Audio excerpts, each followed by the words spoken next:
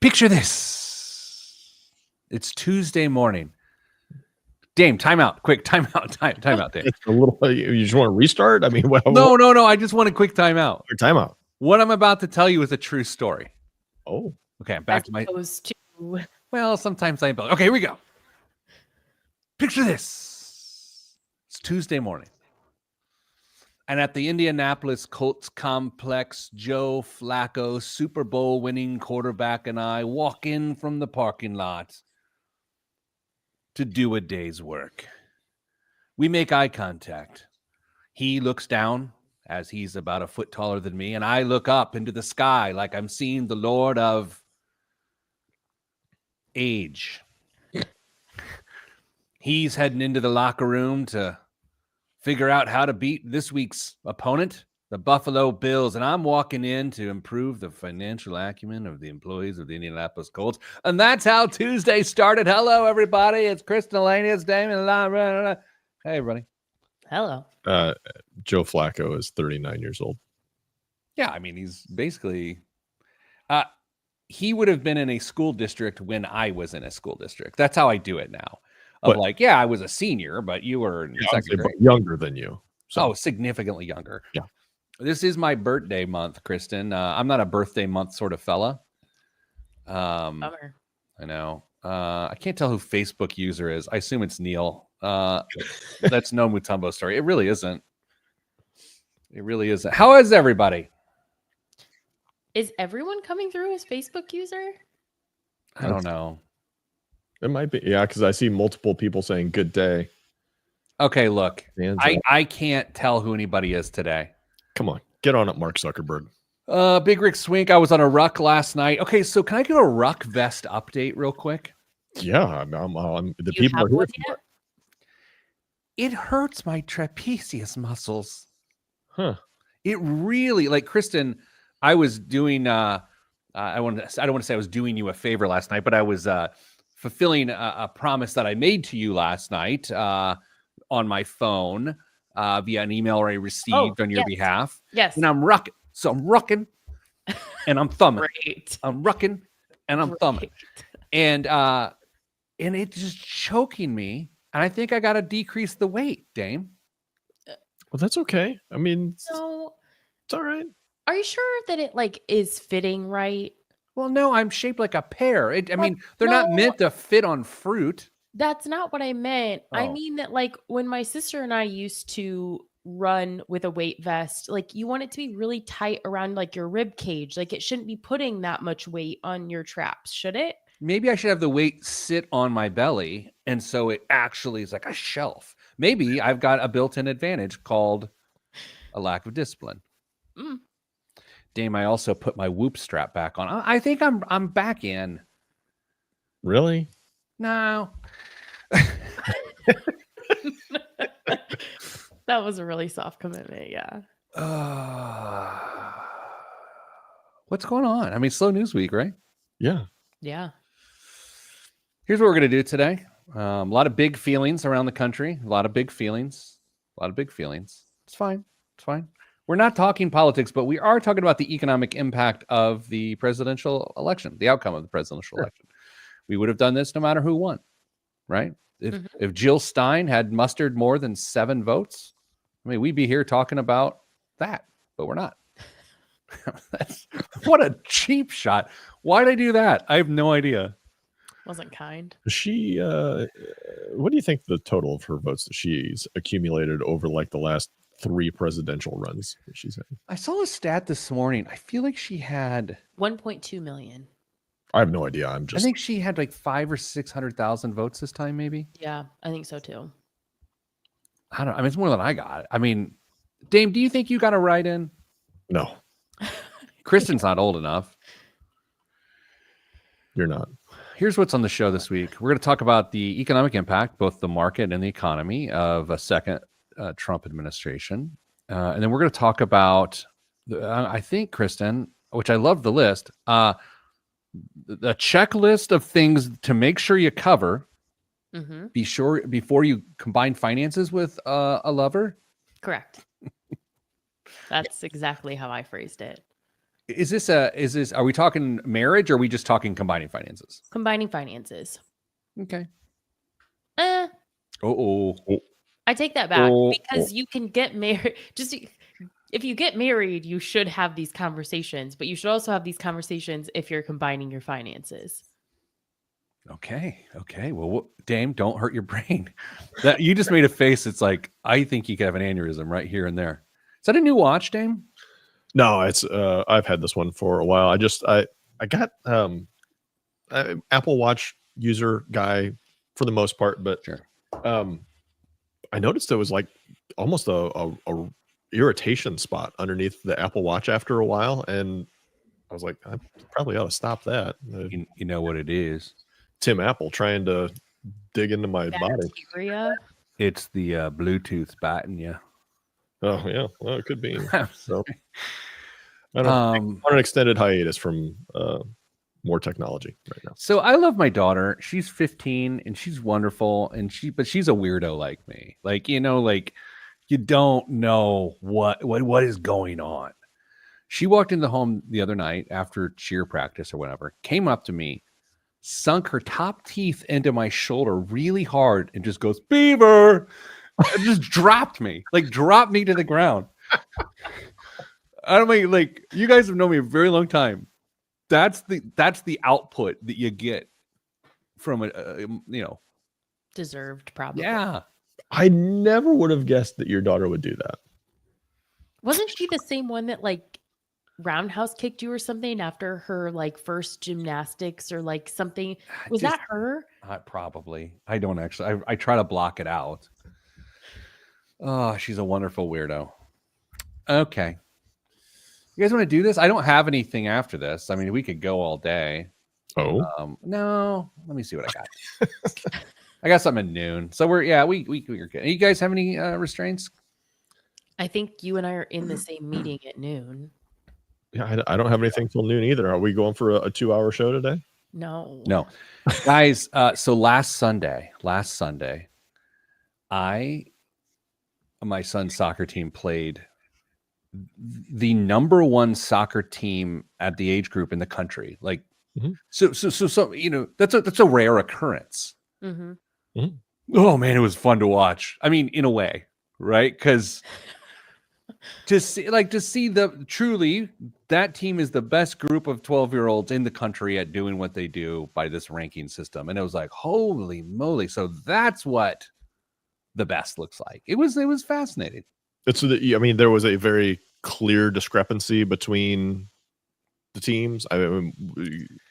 So yeah, we scoreless in the first half, which was amazing for us. Feels like a big victory because soccer is all about big scores. Yeah, we lost 0-3, but like they averaged like 6 or 7 goals a game. But man, Dame, their center back, and for what I'm at, he was giant. He's like he's a 12-year-old that's probably bigger than me. And I was like, at one point, I thought he was going to ask out my wife. I was going to offer him the keys to the car. I was going to give him a mortgage deed. It's like, hey, whatever, sir, whatever. He's stronger than me. Chicago, growing those kids up quickly. Yeah. All right, let's do this. If we may, and if you guys have I think the impact of the election conversation is probably 2 segments. And if it's not, then we can pivot to the relationship thing. Are you okay with that? Kristen made a face. I did, just because I feel like this is not the conversation where I have a ton to offer, but that's okay. I can be relatively quiet today. Well, maybe I can feel smart for once.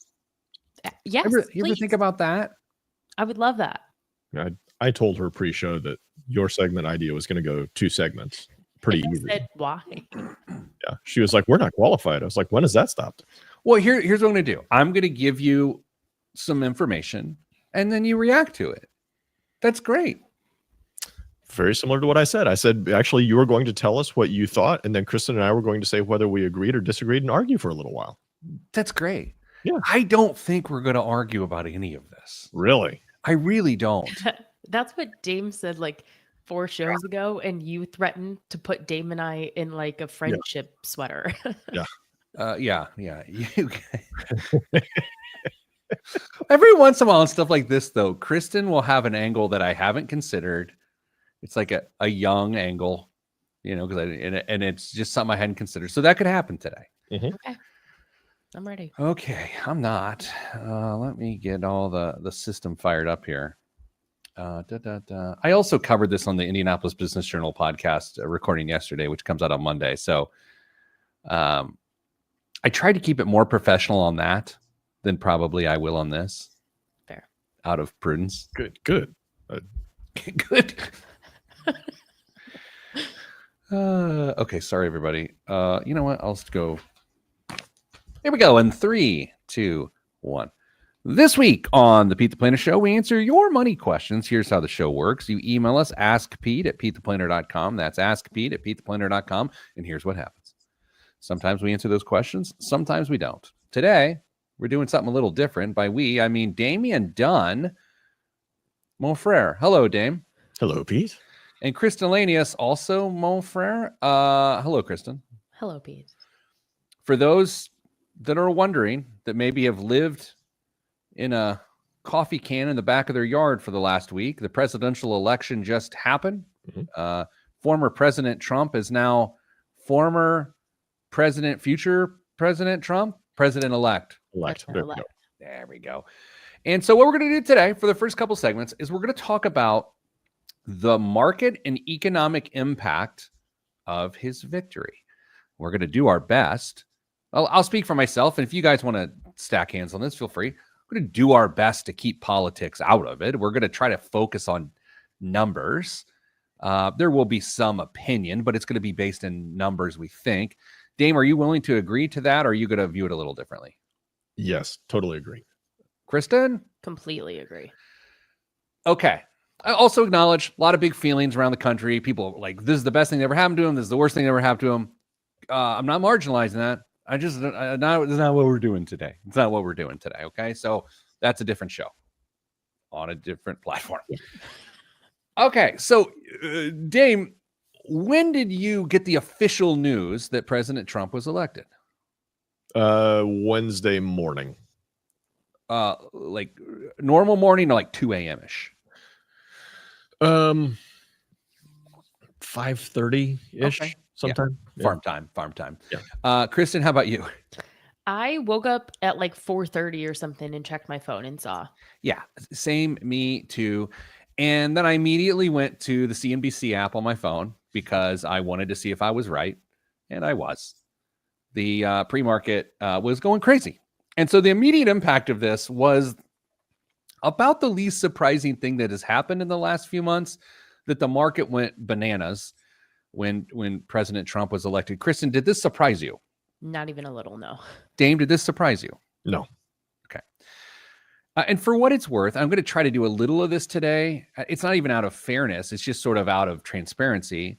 My guess is that if Vice President Harris would have been elected, I think the market would have gone down quite a bit on Wednesday. That's my guess. I don't know how you all feel, Dame, but how do you feel? I think it would have been flat. Honestly, I don't know if it necessarily would have gone down. If it would have gone down, maybe marginally, but my suspicion is it would have been flat-ish. Kristen? I think it would have gone down because the market doesn't like to be surprised. Nice. Interesting.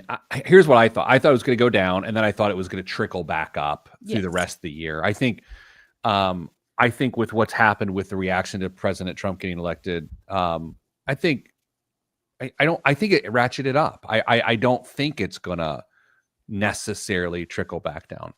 Again, today, we're just talking money today. Mm-hmm. We're talking money today. Another thing that happened, though, is that bond yields increased significantly. And when that happens, typically what it means is that there's going to be a fear of higher inflation, and there's going to be a fear of increased interest rates in the near future, which, Dame, is really weird, especially given that on Thursday of this week, the Fed, and everyone knew it, lowered interest rates another quarter point. Yeah, I mean, it was a bit surprising to see that happen, especially I had nerded out and went to an economic forum earlier this week and listened to a whole bunch of different data. And I thought I had a pretty good grasp on what was going to happen Thursday, or I guess for the rest of this week at that point. And seeing that particular result was a little surprising. Now, you could potentially argue that this is in preparation for some of the tariff rhetoric that's been thrown out there that's driving some of this in advance of seeing if this comes to fruition or not. But I didn't anticipate it clear as it came to. May I ask a clarifying question there? You feel free to punt. Everybody today, sensitive topic, so feel free to punt on anything. You said tariff rhetoric. President Trump said that he will slap tariffs on everything, and it is his favorite word. He's tariff man. Are you talking about that rhetoric, or is there some different rhetoric that you're exactly right. That's what I was referring to. Okay. I think part of this too, if we try to look at the economics of this, is what were campaign promises and what was bluster. You know, like there's that's where I'm a little uncertain, right? So I guess we got to take him at his word, at least for now. Maybe. Yeah, I mean, this is we could easily go down a different path, and we've already promised in stacked hands not to. But I think that's a really big challenge for the American voter in general, is trying to parse what is actual legitimate policy and what's just being said on the campaign trail to earn votes on either side. So this is, you're right. The proof will be in the pudding. It'll play out however it plays out, and we'll see what happens. Yeah, Kristen, this is not a big surprise. Cryptocurrency surged nearly 8% on Wednesday, and our friend Dougie Deadlifts is getting closer to his appearance on this show, and he will be on the show if Bitcoin ever reaches 100,000. Okay, so let's get into, if we can for a second, I'm going to give you an industry that I think is going to do well, at least in the first couple years of the Trump administration, because it's kind of hard to look further out than that. I got to be honest. Fair. And then we can talk about who's going to struggle. All right. So to begin, I believe the energy sector company. Oh, none of this is investment advice. Dame, did we hit him with that yet? Good point. No, we have not. None of this is investment advice. Do not chase it. We are still the same morons that we were last week. I think the fossil fuel industry is going to go bananas. Dame, agree, disagree? Totally agree. Kristen, agree, disagree? Traditional energy is what I would call it. Yes, 100%, especially in the comments that we saw out of the campaign for the last 2 weeks of the love of oil. Yeah. The love of oil. So far, his favorite word is tariffs, and he loves oil. And RFK is going nowhere near the oil, is what we've been promised. Oh, are we talking? Well, actually, I do have an RFK thing a little bit later as it relates to industries that might be struggling soon. Okay. So we'll see. Okay. If you've just joined us late, just making some observations, some predictions about what a second Trump administration can mean to the market at large, particular industries, and the economy. And we're doing our best to keep political opinions out of it. We're trying to take campaign promises, see them to fruition, and then see what the impact of those promises would be. I believe the financial services industry, specifically in banking, will go crazy because of deregulation, right? And just general favorable fiscal policy. So I expect banking stocks to go crazy, at least over the next 2 to 3 years. Yeah, I think there's going to be less regulatory pressure put on banks and financial industries in general.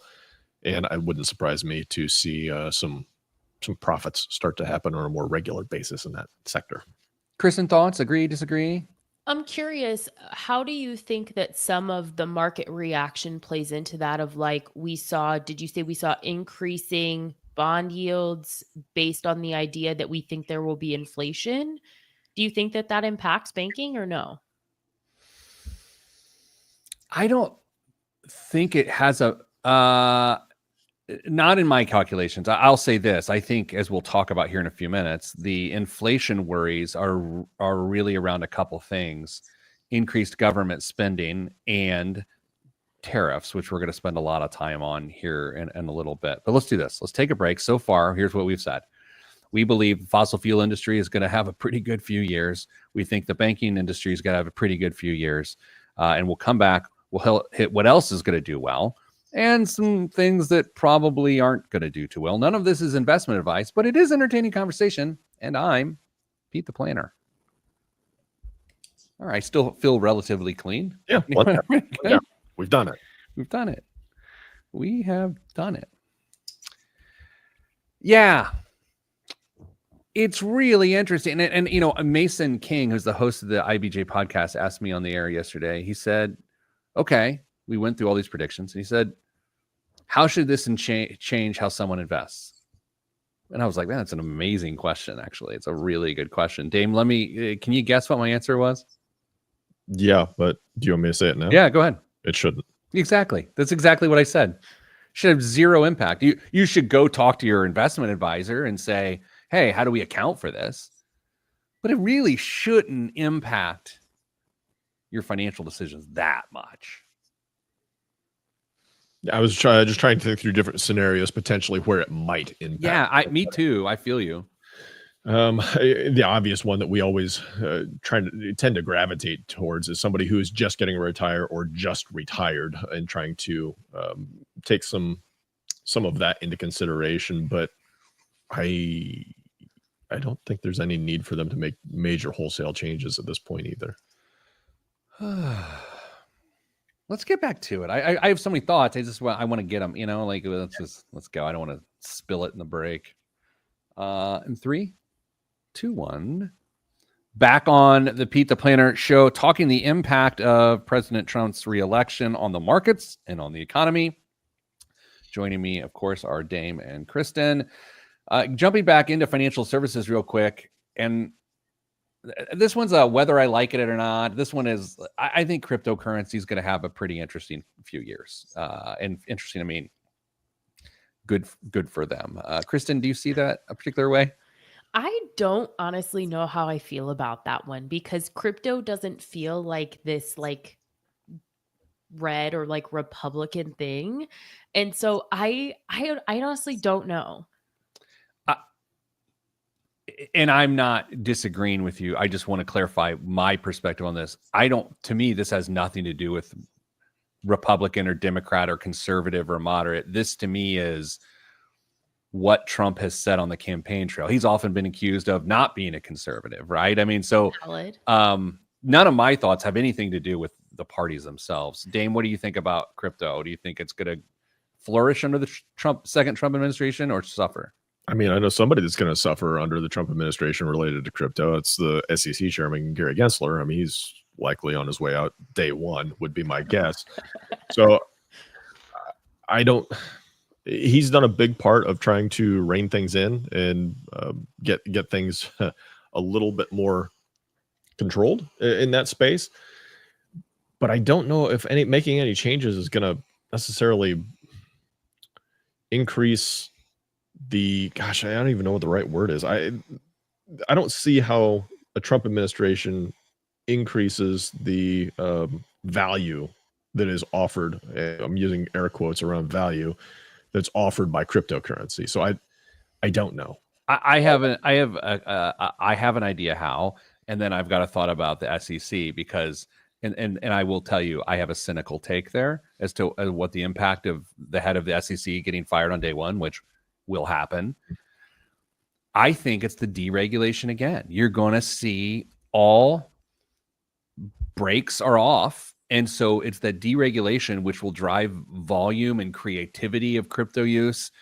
I think it's going to be the Wild West. I think the market's going to go wild for that. But I also think there's going to be a lot of negative repercussions that we can't even put into words yet, much in the Sam Bankman-Fried type things. Which gets me to the SEC and what's going to happen when the head of the SEC is fired. Dame, it is going to be neutered completely. And what I believe you will see is an increase in investor fraud against investors by financial advisors and stockbrokers. I think we're going to come into the era of terrible financial advice that takes advantage of people. Boy, that's a strong take. I know.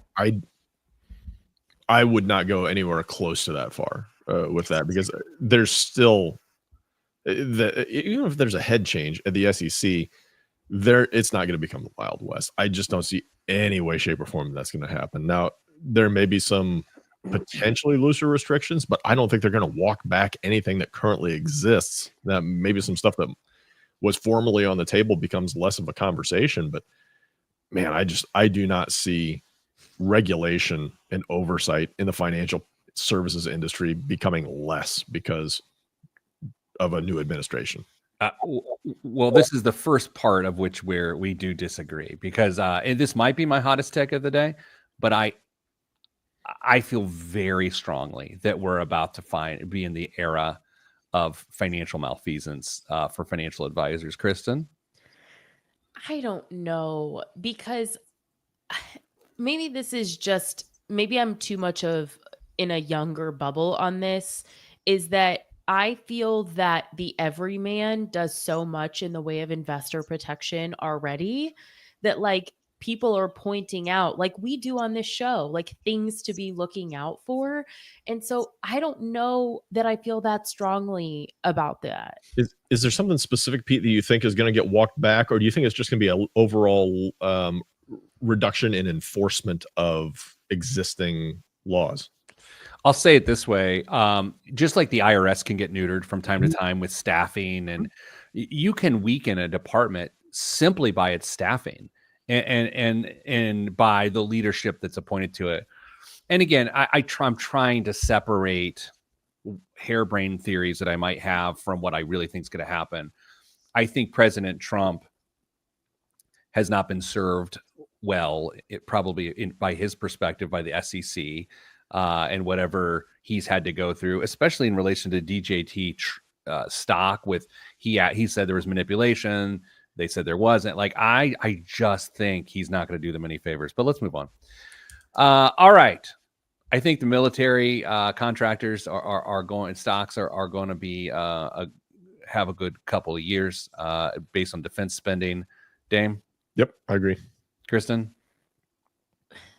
I mean, I want to say that, yes, I agree. But at the same time, I don't remember in how many presidencies Trump's the first president to not start new war in his first term in like however many presidencies. So like, does that really, like, I understand that traditionally you would say like, oh, a Republican is in office, this is great for the defense industry. But like, if you look at his first term, would that suggest that that's going to be true this time?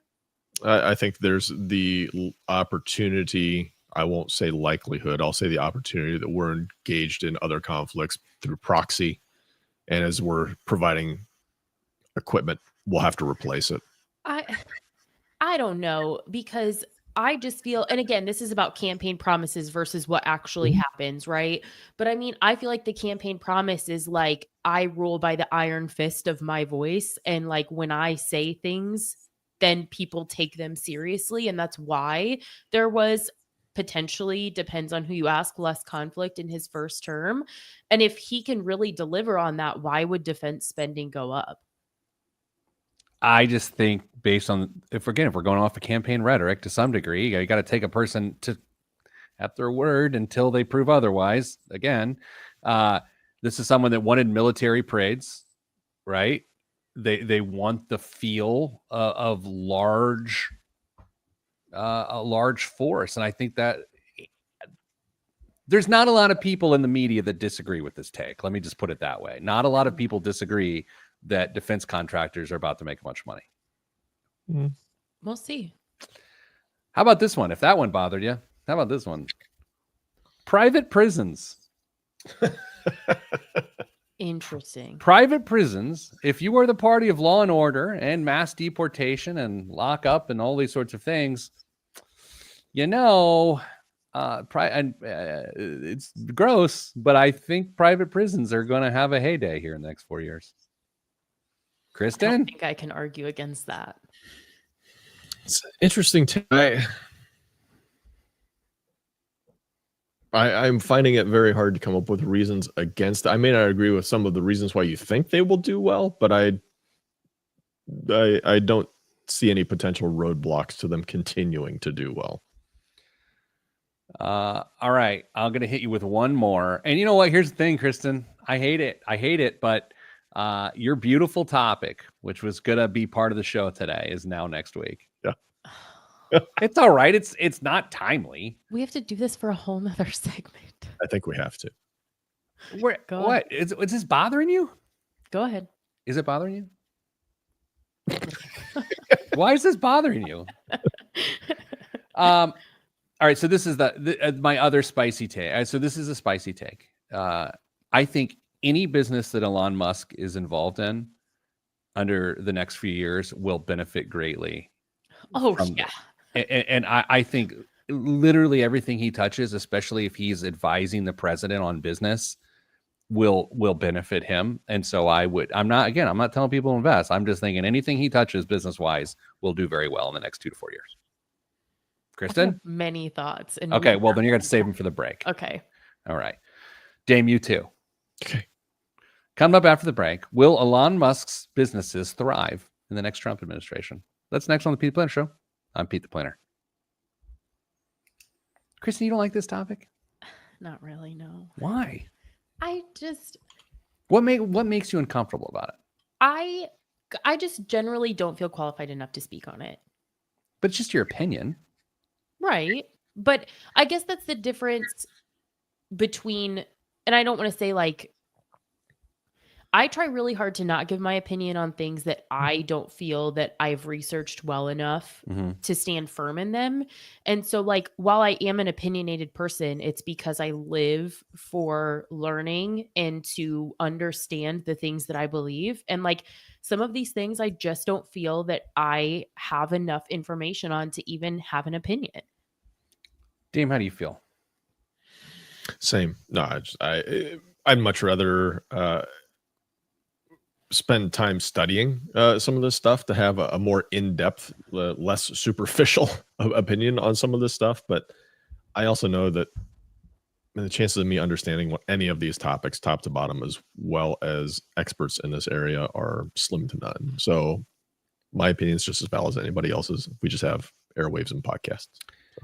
So. The way I view this is this topic is interesting to me because with all the emotion that's been this week in the last several months, in the last 4 years, the last 8 years, the last 12 years, there's still quantitative measure of the electorate, right? There is going to be good and there is going to be bad fiscally. And I think trying to discover where those elements are not partisan at all. I think they're interesting. And the same would be true under a Harris administration. It's like this industry will do well, this one's gonna be poorly, and maybe they're different. And I just find it interesting. I don't find it disturbing, really. Other than the private prison thing is sort of a gross idea. I mean, it's a gross idea that we'll have more prison population. To some people, I guess some people think that's great. I tend to not think it's great, but never mind. Punting on that. Well, that's all right. A good self punt it's like the email response that you delete before you send. Sometimes it's all in the wrist, as they say. Chris, let's go in 3, 2, 1. Back on the Pete the Planner Show, talking the impact of Trump's re-election. Is it technically a re-election, Dame? I mean, it is a re-election, but he wasn't the incumbent. Correct. Yeah, it's a re-election. It's a re-election with a gap. Yeah. Okay. So we're talking industries that'll do well, industries that'll do poorly, and then we're going to talk the economy here in just a second.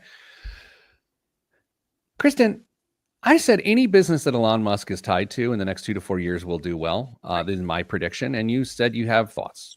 Well, how can JD Vance has promised that they're going to get rid of the whole everybody in California has to drive an EV by like 2034 or whatever. JD Vance has promised they're going to get rid of that. And then in addition to that, Trump has promised this like love of oil. So how can Elon Musk, some of his businesses, thrive in that environment? Dame, any thoughts? On EVs? Elon Musk's Tesla. I'll just go Tesla. Tesla has seen their market share come back to earth a little bit with all the other car manufacturers jumping into the space in general. Now you could argue that he still's figured out a way to do it better than virtually anybody, and anybody that does it better is way higher priced than him. So if there's going to be a market for affordable, reliable electric vehicles, it's probably going to still be dominated by Tesla. The regulation, though, the regulation component could be a pretty big wrench in the works. Now, I think there is very likely a world in which they coincide really, really well, because there's major swaths of the country that EVs don't make any sense at all. And there's a whole bunch of parts of the country where they're the ideal daily transportation, to be perfectly honest. So I think there's a possibility where they both thrive. 60 to 75% of Tesla's parts are manufactured in the United States. So I think that's where they actually, to some degree, benefit from the tariffs. They benefit from the lack of competition from Chinese EVs that were sort of knocking on the door. So that's why I think it'll be fine. And then straight up, I mean, if you supported the president with over $100 million of donations during his campaign, like, I wasn't born yesterday. Like, there's going to be some impact there. And yes, that's a cynical take. I'm not that mad about it. I just think that's what's going to happen. All right, let's get to what's going to. Do you guys want to add anything else that's going to go well? Any other industries you want to pop in before I move to the industries I think are going to struggle? No. What do you think about construction? Yeah. Yeah, at least in the first couple of years of interest rates stay low. Mm-hmm. But the challenge there always, it's just like with the lumber situation. The second you have to import any materials with, Mr. Tariff, you're in trouble, and then it's going to suffer. Donald J. Tariff. Yeah, I mean, his words, not ours. No. All right, what do I think's going to struggle? Renewable energy. Yeah. Now, I just think any renewable energy plays are going to struggle quite a bit, and you both reacted as you agree with that. Yes. Subsidies are going to go away or won't be re-upped, and it's going to be a really tough sell for the average everyday American to go out and buy solar or wind or whatever, just because it's still expensive without a little bit of help. Do you want my RFK take next, Kristen, or do you want a little bit of a hot take next? Which would I you would prefer? like your RFK take, please. I think if he is put in charge in any capacity over healthcare in this country, I think pharma stocks are really going to struggle, and ancillary healthcare stocks, because if you simply, and again, I'm taking people at face value. I'm not going any further than that. If you were so anti-vax and you are leading that department, all the money made from vaccines, you're going to see a change there. And so I think pharma stocks could suffer based on campaign promises and I was about to say the threat of RFK being put in healthcare, but that would just indicate how I feel as opposed to probably a better verb. What do you think, Kristen? Is he anti-vax or is he just anti the FDA? He's the most anti-vax person on the planet, Kristen. I just feel like it's a legitimate question. Everything I've seen is about like the FDA in general, not about vaccines specifically. Dame? Yeah, I totally agree. Between pharma, healthcare, I think it's going to get a ton of pressure for costs as well. I mean, we're starting to see ramping up in media stories, at least locally for sure, on that side of things as well. So I think the healthcare industry in general is in for some shakeup. Kristen? I'm curious though, because didn't Trump, again, face value, make comments about bringing IVF under like coverage for healthcare instead of it being viewed as elective? So there could be, again, face value, there could be subsectors of general healthcare that perform well if certain promises are kept. I would say though, if that's the case, and this is where I'm going to tap in with, I have no idea what I'm talking about, is if that's the case, then insurance companies would have to spend more on IVF if it's required that they do that. And so therefore it is less profitable and it is actually worse for them. For health insurance companies, but I'm not saying, I mean, healthcare isn't just insurance companies. True.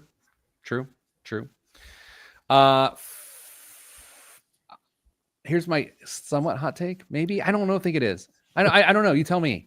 I think with all the tariffs, I think domestic automobile manufacturers who get parts from outside North America are going to see their costs rise. And so they're either going to increase their prices here, which is going to hit the consumer with inflationary challenges. And then the other side of that too is they're going to have to cut costs. And I think you're going to see a lot of auto workers laid off. So that would be my hot take, is that the auto industry domestically is going to struggle, especially if they manufacture parts outside the United States. I have a question for the car man on the show. Okay, go ahead. I don't disagree with Pete's take.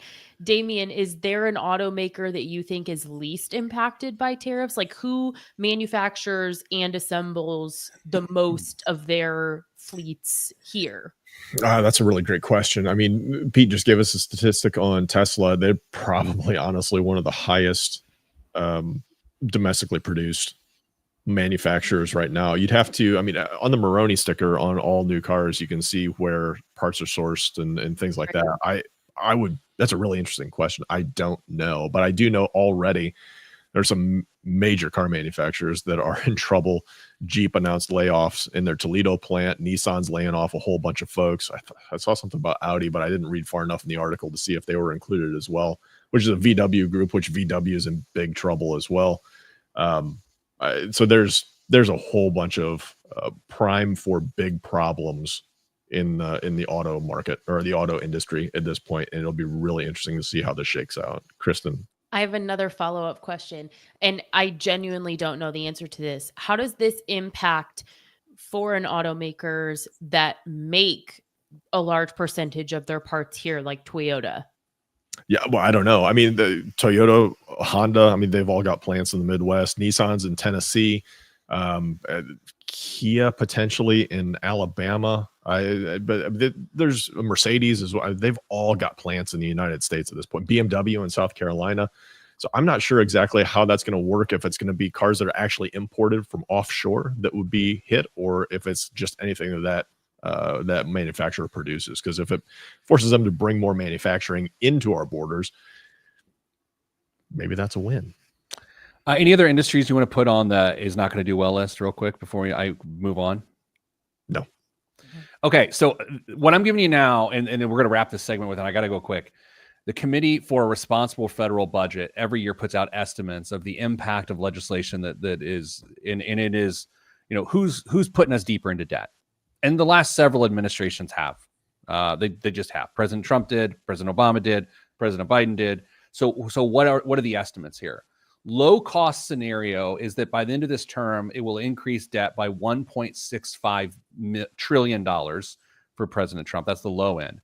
And the high end estimate is at $15 trillion. And the ranges for Kamala would have been $300 billion on the low and $8.3 trillion on the high. So I don't know. We got to take a break. Coming up after the week, the other biggest waste of money of the week in the news. I'm Pete the Planner. For what it's worth, and the air on air is not going to get this. I wanted to go through and tell you what's happened the last several presidencies. During the first Trump term, debt grew by $27 trillion. Grew around 19 trillion to 27 trillion. Okay, so what I'm saying? Okay.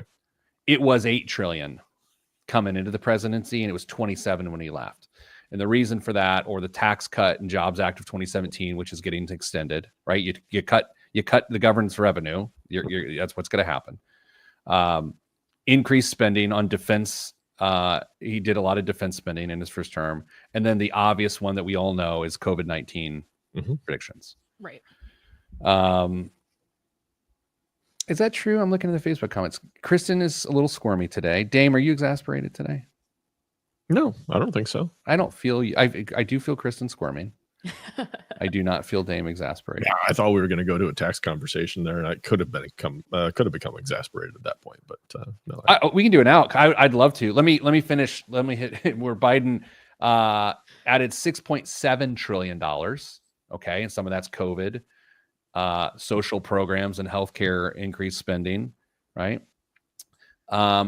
President Obama's terms, and it's I don't want to say it's a little bit unfair, but once you're so much in debt, you get into debt faster because of debt service, right? Mhm. So in his first term, he added 5.1 trillion.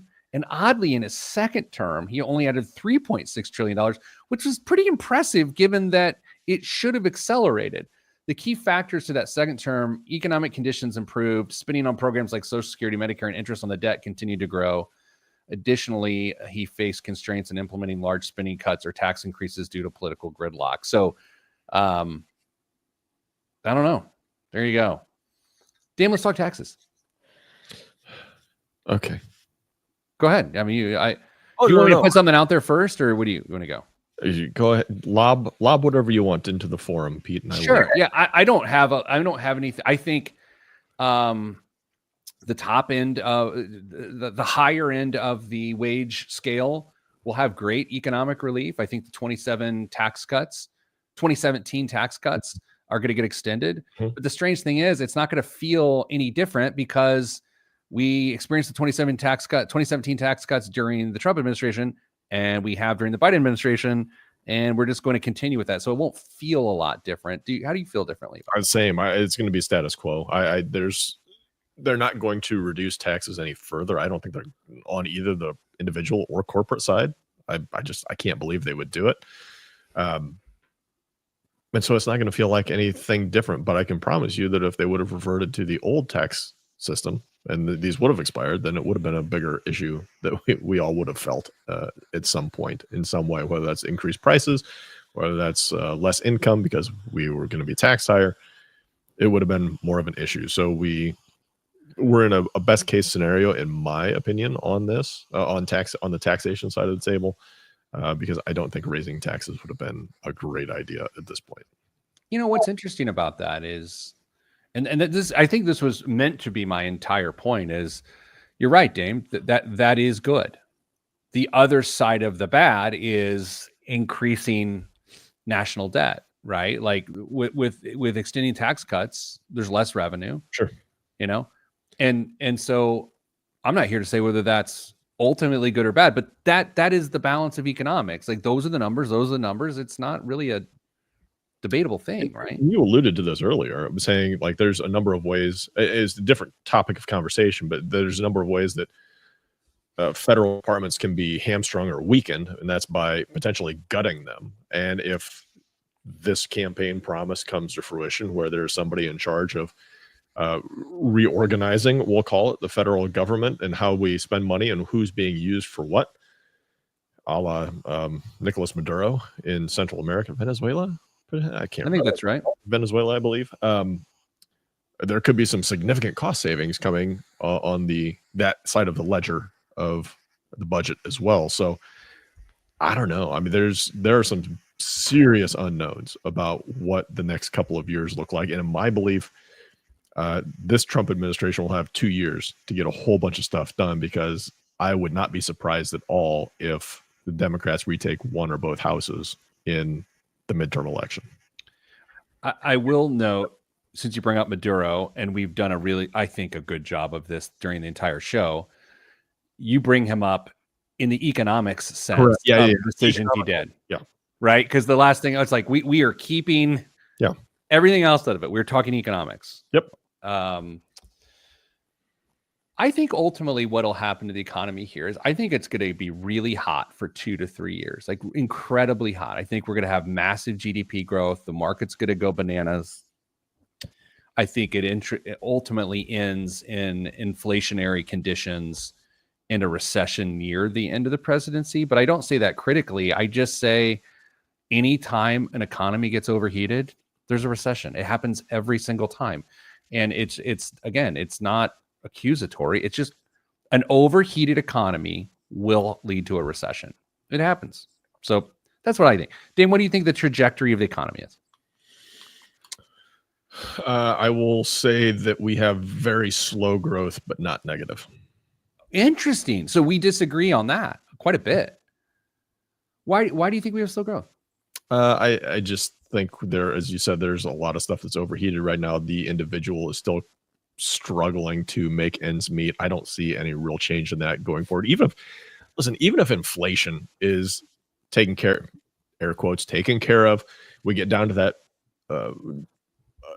targeted 2 to 2.5% inflation rate going forward. It doesn't mean prices are going to come back. They're where they're at until wages come up to catch them. People are still going to feel the pinch. It's going to be very difficult to dedicate money in other ways that could potentially increase the economy through discretionary spending. I think it's going to be a very tight period for individuals, families over the next 2 to 4 years. I see really, really slow growth. Interesting. I like hearing that perspective because it's clearly different than mine. Kristen, what do you think economy next 4 years? I mean, I'm listening to both of you, and Dame says this every year based on his stock predictions. He always predicts the market's going to be up like 3%. Fair. I actually might be on his side this time, listening to the both of you like give your justification. Okay. Look, I mean, if people are smart around here, they should side with Dame in most cases. Yeah, we'll see. Economist, after all. We'll see. We've got another, by the way, Tesla hits $1 trillion market cap as we're talking here, Nice. Yeah. because Elon Musk will benefit It just from like another blows my company. mind. In what way? The $1 trillion or that it's benefiting? Well, both, but the fact that Tesla's like that an EV manufacturer is benefiting when Donald Trump has been seen so many times in the last 2 weeks being like liquid gold and like talking about oil. And that's literally the antithesis of Tesla. I just don't think, if you look at the evidence of, I don't want to say that because I don't like that. That's a loaded phrase.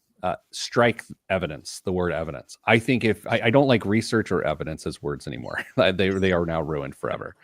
I will say this. If Elon Musk was such a proponent of the president, I can't just look at it and go, that's out of his own patriotism. There's some other element to it, and I think he's got to benefit from it. Yeah, but Tesla is not the only thing. Like making EVs is not the only way that he makes money. I understand that, but I don't. I guess we'll see, right? Like I'm wrong 4 years from now. I mean, one, I hope to still be alive. Number two, I'll gladly tell you. I mean, I think Musk felt like he had to get involved or really wanted to get involved with this for a couple of reasons. One, he wasn't invited to the table when the government was talking to EV manufacturers for whatever reason. And two, the whole thing around X and his Sure. control over that. And so, the potential limiting of what he sees as free speech or what he defines as free speech. I think he saw very clearly that there was one side of the electorate that was going to continue to support those things that he holds dear. And that's where he went. That's where his money went. Can Trump force them to get those people out of space? That's really what I want to know. Well, I mean, Aren't they still there? it'd be late January. Ugh. Forced We'll them out of space. Are you talking about Aren't- missile up there? Wait. No. You could just use the Space Force. Is Space Force coming Space Force. back? That's what I'm saying. Why would Elon Musk not be in support of this? But didn't he say that they can go get these people and Boeing won't go get these people? Isn't that how this is working? Didn't Boeing shut down their space stuff? Yeah, Kristen, I mean, defense spending, Space Force. We have an entire no military branch. I'm telling you, I will defense give you spending is that going to one. go. I will give you that. So you are recanting or the whole defense spending thing or just the Space Force thing? Just the Space Force thing. Okay, fair enough. Hey, first, we're about to move on completely from this. Unless, Dame, do you have stories on this or not really? I was just actually scrolling through to see what I should rearrange. So that we can not talk about the economy. You know what? Andy just said something. I was going to say it earlier and I didn't. Don't forget that because Bezos pulled the Washington Post endorsement of Kamala, he's going to be benefiting as well. Andy notes that. I agree with that actually too. I think Amazon is not going to have a regulatory environment that's going to make their business to do harder to do. Even if they put tariffs on like almost all the products they sell on Amazon. That's actually a good point too. Hey, good job everyone. Keeping it I think we kept it economic, right? Virtual high five for all of us. Maybe. Kristen might send me a tersely worded email after this, or Slack. Who knows? I would never. I think you would. I would not. I disagree. I mean, not in this situation per se, but I think if you wanted to send one, I think you've got the words to meet the moment, Maybe. which is fine. Okay, Dame, you mentioned this earlier, and then Jen mentions that the Loper Bright decision environment is going to make the regulatory environment very difficult going forward. Also, I have got some reading to do because I have no idea what the heck that means. Yeah, I do too. Kristen, do you know that? No. Jeez. Thanks, Jen. Now I'll just go stare at my SAT scores to make me feel even dumber. But I will look that up. Thank you. Okay, let's do some other stuff. I'm getting biggest waste of money of the week ready to go in 3, 2, 1. This week's biggest waste of money of the week right here on the Pete the Planner show is Ratani engagement rings. December is the most popular month for engagements. For those looking to pop the question this year, Ratani has you covered. Their selection of made-to-order styles set in platinum, yellow, or white gold are handcrafted by seasoned artists in New York. Natural and lab-grown diamond options are available, as are gemstone options like sapphires, emeralds, and rubies. Whether choosing a pre-made style or using the Ring Studio to create a custom design, virtual consultation services are available to help in every step of the way. So, Dame, of course, I went to this site to see if I was going to buy someone a lab-grown diamond solitaire engagement ring. Mm-hmm. What would it cost me? And then we'll talk about why would it be the biggest waste of money of the week. And we're starting with Dame because I feel like Kristen might be more attuned to these costs. So we're going to start with Dame. You didn't even tell me like the size. I mean, what are we talking about here? Are we talking Okay. about 1 carat? Are we talking? Well, geez, I didn't know you worked in the Diamond District of New York. Dude, give me the 4 C's here, which probably don't apply to 14 karat gold. No, it has nothing to do with the diamond. I'm getting to the diamond, sir. Okay, what's the weight? Okay, hold on. I'm looking. It looks Mrs. like Planner is listening to this, looking at the diamond on her. It looks like a sad lima bean, or like Israeli couscous, just like a. It looks like 2, I feel. No. Okay, what do you think, Dave? Or we're talking the lab grown side of things? Yes. Okay. I will go with $3,000. Kristen? $5,600. $391. And here's why it's the biggest waste of money of the week. I asked a very classy lady, not Mrs. Planner, and I'm not suggesting that she's not classy. It was just a different woman this morning. I asked this classy person, let's say your special love friend bought you a lab-grown diamond.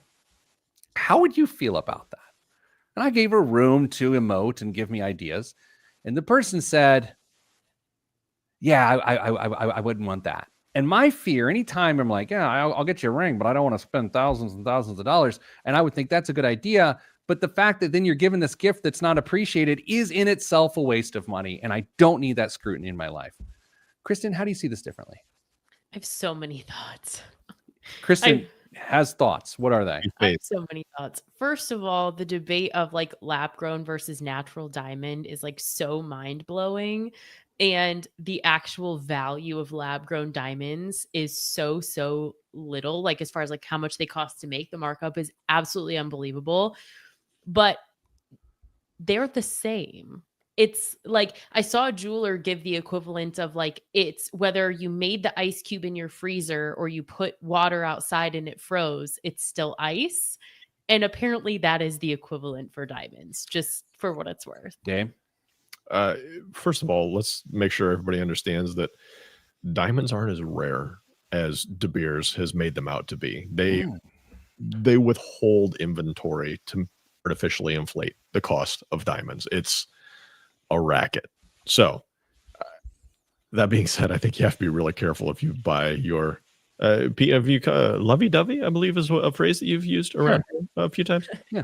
A lab-grown diamond without getting their feelings on it first, because that could be a major issue at some point in your relationship. I've always contended that I do a pretty good job on gifts, but it's anytime you give a gift and it backfires, it startles you and terrifies you for decades to come. And it just feels like I would not want to miss on that one. Dame, what's in the news this week?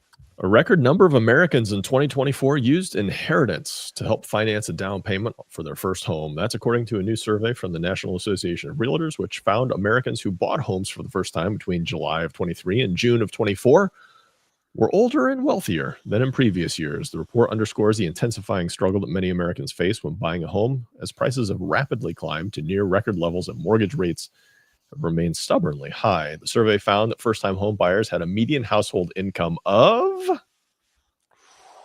Oh, man. First-time home buyers, median household income. Tell me, I'll tell you last year's. Okay. Last year's was 95,900. I was going to guess 90. I was going to guess 88, but now I've got to guess higher, though, because of interest rates. Yeah, but he also said more people bought with inheritance. So is it a trick and it's actually lower? Good I'm going point. to say 85. 88. $97,000. $97,000. The median age of first-time home buyers. 104. Are you adding them together? Oh, no. No. 33. Kristen. 31. 38. Ooh, wow. What? Kristen, A 15 new more record years to go high. for you. New record high. A generation ago, the typical first-time home buyer was in their late 20s, according to the report. First-time purchasers shrank to just 24% of all home buyers, the lowest share since NAR began collecting data in 81. That's 1981, by the way. 1/4 of first-time home buyers used a gift or loan from a relative or friend to help finance the purchase of their home, according to the report. That's a slightly higher share than in 2022 or 23, but lower than the pre-pandemic average of 31% between 97 and 19. And finally, a record high of 7% of first-time buyers used their inheritance to afford a down payment.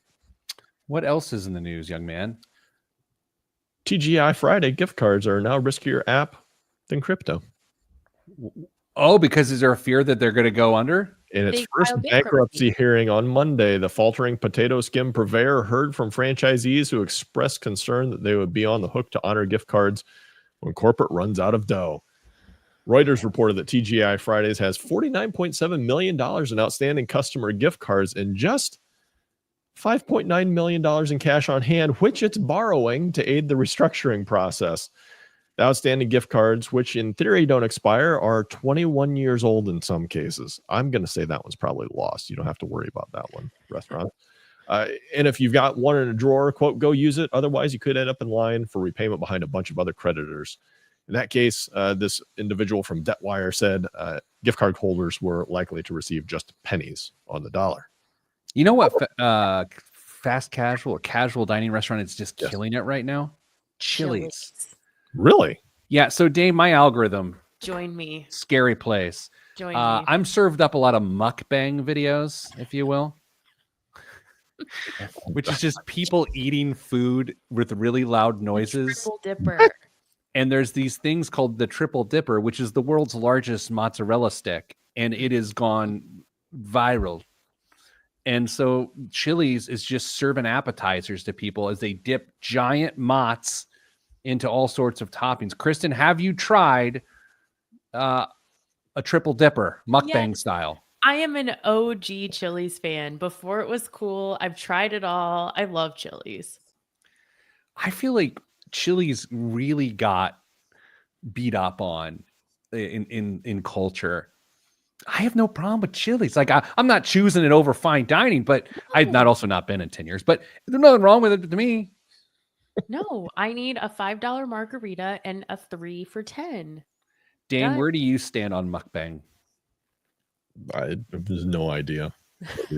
I've listened to you for the last minute. I have no idea what you're talking about. Mukbang is great YouTube. Mm-mm. There's no way I'm typing that into my phone. I'll Mm-mm. type it in on my work computer and I'll send you a link. Let me check with our IT department first. Not into it. You don't like mukbang videos? No, the They're, noise. it's sort of a bad word choice. Yeah. But Dame, it's someone just Eating. it's ASMR for food eating. Do they chew with their mouth closed? Not often. This is no worse than the Indian head massage run I got put on a couple years ago. That's true. Just go watch people proving fake seals are fake. Probably a lot of stolen valor this week. All right, that's it on the show. Sending you good vibes because good vibes are all that's in the budget. I'm Pete the Planner, and this was certainly the Pete the Planner show. And there at the end, we got into something I really care about. Thank Stolen you. valor. Chili's. Chili's. I love Chili's. Man, I love a good mukbang video. Mm-mm. That's the worst possible. One of my favorite YouTubers right now is this guy named Fat Vic, PHAT. Respect. He is a slender Korean man, a Korean American, and he is known for eating 365 days in a row of chicken wings and doing chicken wing reviews. Every day. In the DC area. He quit his job as an attorney to do mukbang videos on YouTube. Crazy smart guy. Like, Dame, you're watching this guy, you're like, this guy could be our attorney. But he would take the billings that he got from you and he would buy chicken parts. Dead chicken. You look so skeptical of the words coming out of my lips right now. No, I 100% believe that this channel exists, that this person exists. I struggle to find out what, to imagine what the draw to watch it is. Top 3 YouTube creators for you right now, Kristen. Top 3. Dame, I'm going to ask you the same question. Top 3. I'll start. I'll buy you some time. Fat Vic, right? The wingman. Bruzel, which is a bourbon review and hunting series. And Pinal County Sheriff Frank Slope. He pulls people over and then, like, I'm telling you, guys. I've seen that guy. That's He's amazing. Yeah, that's a fun watch. Those are, and then I also like SLB Basement Bourbon, which is a father and stepson who review bourbon in a basement in Valparaiso, Indiana. I don't know. That's what I watch. Kristen. Not in order. Diary of a CEO. You've not seen that? I have no idea what it is. I think the guy's from the UK and he interviews like industry experts and just like asks them all these in-depth questions. Probably Theo Vaughn's podcast, if I'm being honest. Yeah, fine.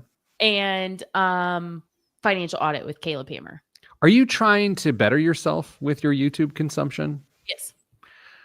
How boring is that? I've had so many people tell me to watch the Financial Audit Caleb thing. I've watched a couple of them. I thought you were, Kristen, I thought you were anti that guy.